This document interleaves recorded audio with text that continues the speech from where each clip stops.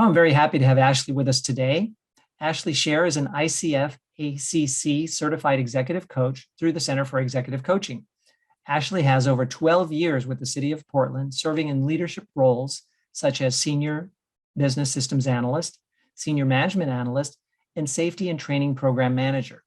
In 2020, Ashley left the City of Portland to pursue a career as an executive coach and launched the Center for Advanced Leadership in 2021. Ashley, thanks for being with us today. Absolutely. Thank you for the invitation. It's a pleasure to be here. Excellent. Well, I'm really looking forward to the conversation, and I'd like to just jump right into it with our first question. Sure. So let's talk about the Center for Advanced Leadership, the organization that you started. Why did you decide to create an organization versus just going solo and establishing a solo coaching practice?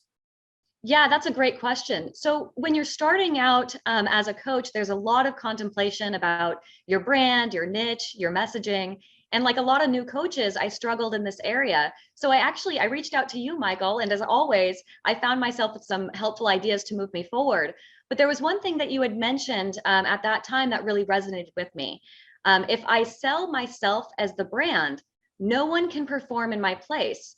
And so if I build this asset around myself and I decide later on I want to try to sell this asset, it'll be challenging to sell it because it's my face as the brand.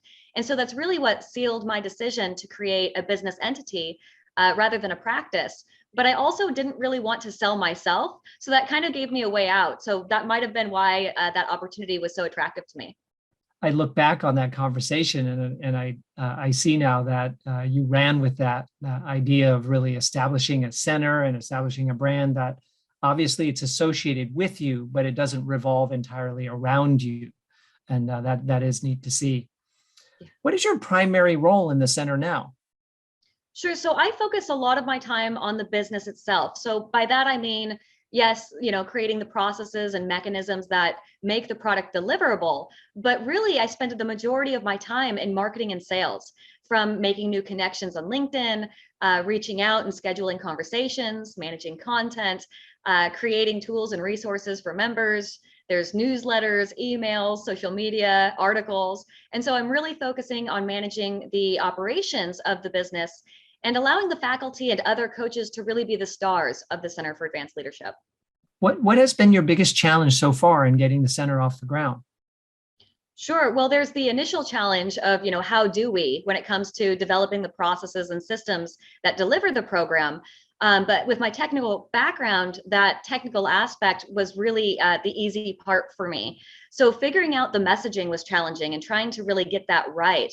And what I've realized is that you never really do get it right. You're constantly learning from what works and what doesn't work and modifying your messaging accordingly. And so I got really comfortable with that aspect of the challenge of creating your messaging. But when August came around and it was time for me to start reaching out and getting participants, that's where I felt the real challenge. I was new. I'm pitching a program that no one had ever heard of.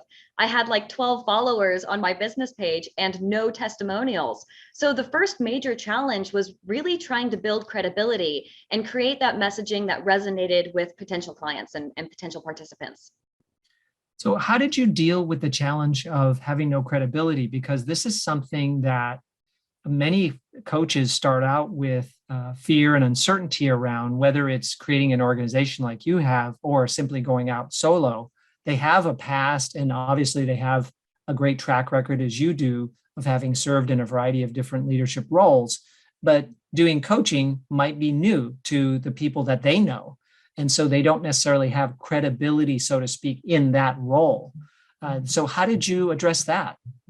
Sure. Well, with the Center for Advanced Leadership, one of the first things that we decided to do was host a pilot group, not only to make sure that folks got value from the program and that the program structure and the pricing model was on point, but also to gain feedback on our program and really get testimonials.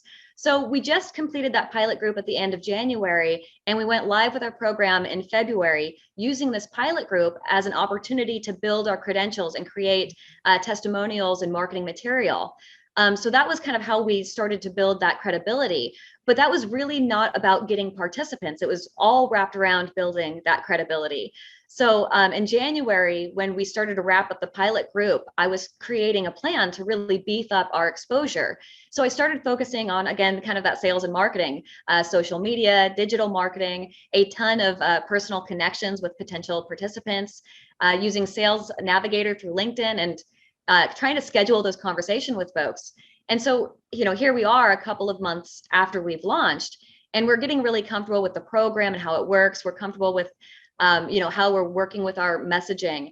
And so now I'm kind of seeing a different challenge. I'm trying to take my, 100 to 200 contacts a month and really blowing that up to more like 1,500 or more, which poses a new problem, right? The volume itself and the work is a lot. And so I'm having to develop better systems to manage that aspect as well.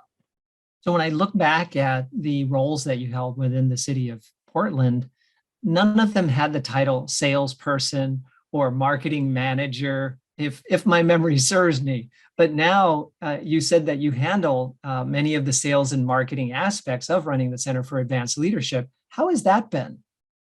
Oh, I mean, I think that that's been the biggest challenge, is trying to learn something new. And it's not just the system functionality of LinkedIn, which, having that technical background wasn't necessarily the hard part. It was, again, creating that flow, redefining what sales and marketing looked like to me. And so to get that kind of mind shift, I had to change that visual of what it looked like. And so instead of thinking of it as a sales funnel or thinking of it as sales, I started thinking of sales and marketing more like an ecosystem, where you have flow of resources and information, and your audience is digesting these resources and this information. And the sale of your product is really just a byproduct of the ecosystem you created when sharing your resources. And so this might sound a little bit corny, but if how I visualized it is if I'm bringing water to a dry valley, people need to know that the water is there. And so I might say, hey, there's water down in this dry valley. And they might be skeptical and say, oh yeah, we've been down there. It was dry. And so then I have to bring them a glass of water and say, here, try this. It's really down there. And they might say, oh, well, that's great, but the walk is too far. And so then I might bring a couple of folks with me to explain that the walk really is pretty easy. There's no hills. It might be a mile, but it's really downhill. And so getting there isn't hard. And addressing those, those challenges that other people have in getting them to my water, if that makes sense at all. It does. I mean, I think it's actually a pretty interesting metaphor, because some people feel that they have been down this road before to find the water, and the water wasn't really there. But I think you are offering genuine water, in the sense that the programs that you're running through the Center for Advanced Leadership truly will create better leaders, more effective leaders that are poised for greater things in their careers. And so it is genuine living water that they can drink and enjoy and grow through, right? Right. Yeah. And then just finding that message that says, I can quench that thirst, whatever that thirst is. That's wonderful. So what is your current vision for the center? Well, one thing that I've started to find a lot of satisfaction in is really getting other coaches exposure. So knowing the challenges that I and many coaches have in creating their presence and their credibility, it feels good to give coaches a means to be able to do that, to build their credibility. So I'm really kind of looking to do more of that. I'm currently building out a Cal coaching program to serve as kind of a launching pad for coaches who are establishing themselves, a place coaches can go to build their credentials, get exposure, get their events promoted, and get support in creating and delivering quality presentations, and really having a champion behind them, not just somebody there who can help them, support them and talk things through with them, but can really promote the work that they do. So I guess I could say if there are coaches out there that would like champions to promote their work, I'd love to have a conversation and see how we can collaborate. Oh, I think you'll be getting a few responses to that offer, Ashley. That's terrific. So you featured a lot of guest coaches on webinars talking about a variety of topics. What topics have resonated the most with your following? We think about topics in three different categories: the inner focus, the people focus, and the business focus. So the inner focus would be like limiting perceptions and beliefs. The people focus could be around like different behavioral types and communication styles. And then the business focus is more about different frameworks and system solutions.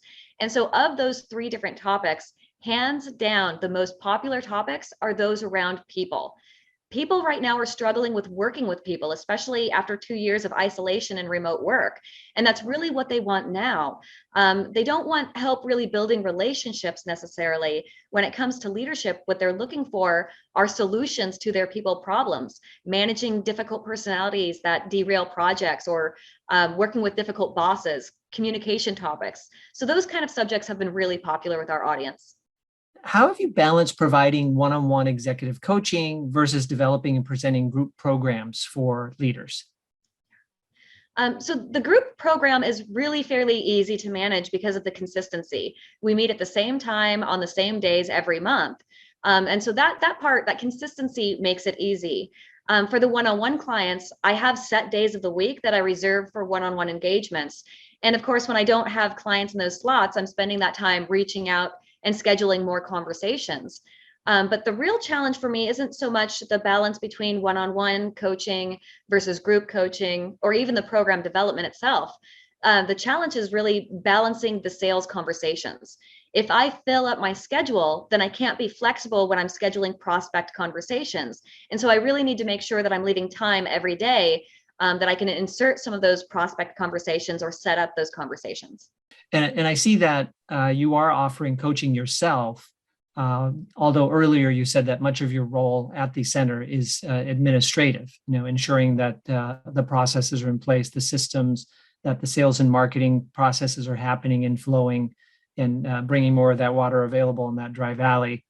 How much coaching are you willing to do versus spend time on all those other things in your job?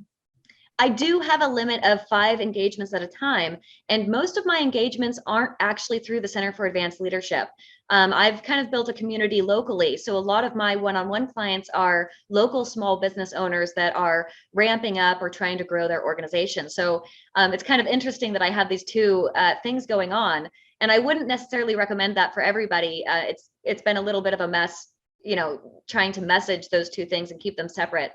But at that same time, being an opportunist, it was really challenging for me to choose one. So I started dabbling in both, and it seems to be functioning well for me. So, Well, I can tell you from personal experience, Ashley, that it can be very rewarding working with small businesses, because that's how I started my career, was in business coaching and working with a lot of small businesses. And I actually still have some legacy clients to this day, even though I started the business 13 years ago. And it's still a very enjoyable and rewarding part of the work that I do. Because oftentimes small business owners are isolated, they're challenged and overwhelmed, and oftentimes running a business isn't necessarily in their skill set. It was providing the service that the small business provides. So it's interesting and rewarding work. yeah, and I mean, I could say the same thing about coaching, where we didn't expect ourselves to be, salesmen, but here we are being salesmen. And so getting that added support in those areas that we're challenged in is really beneficial for small business owners, especially if you're really involved in your community and wanting to see that community economy growth. Mhm. So I've noticed on the website that you do have a selection of executive coaches that work alongside you to provide the one-on-one coaching services through the center. How have you chosen the coaches that are working with you?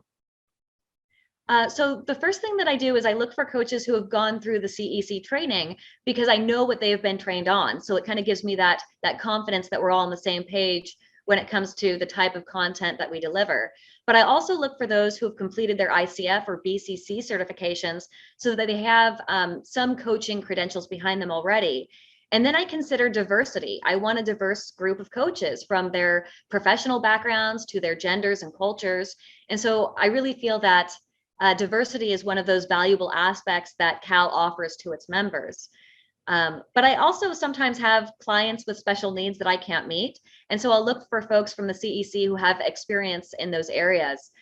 For example, I had one of my clients with an employee who was getting their PMP, and they were looking for a coach who had completed that certification. So the CEC has been really beneficial for me in being able to meet those needs for my clients that aren't really my areas of expertise.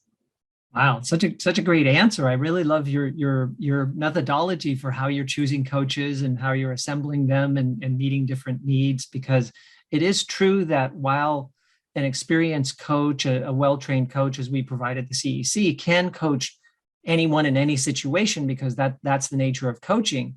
However, we also know that in the real world that people do look for coaches who might be a certain gender, have a certain background, have experience in their industry, or as you said, have the PMP certification, because they may feel more confident going into the process with that coach. And so I see you're meeting those client needs.